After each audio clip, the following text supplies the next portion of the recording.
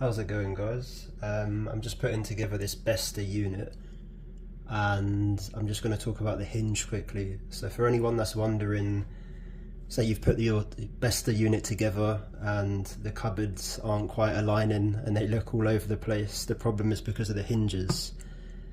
So to cut a long story short, basically these two screws here, this one and this one, are the ones that you just use to fix it to the cabinet. Okay, so there should be 1, 2, 3, 4, 5 screws all together. So you're going to ignore that one and that one. This one here allows the cupboard to go in and out, basically. This one here, when you turn it, it will sort of rotate the whole hinge bracket sort of that way or that way.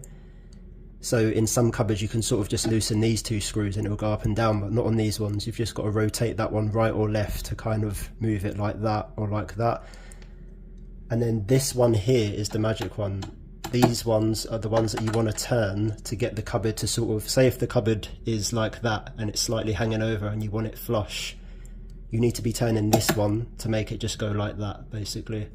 So you want to turn this one clockwise and turn the other one anti-clockwise, and that's the way that you get them to align up.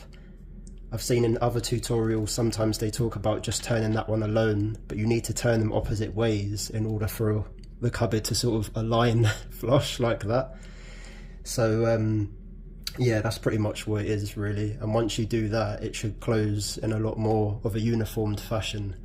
So I hope this quick tutorial helped you guys. If you do need any other answers about BESTÅ units or anything IKEA related, just pop me a comment down below and I will do my best to reply to that question. So I hope you guys are having a great week. See you in the next one.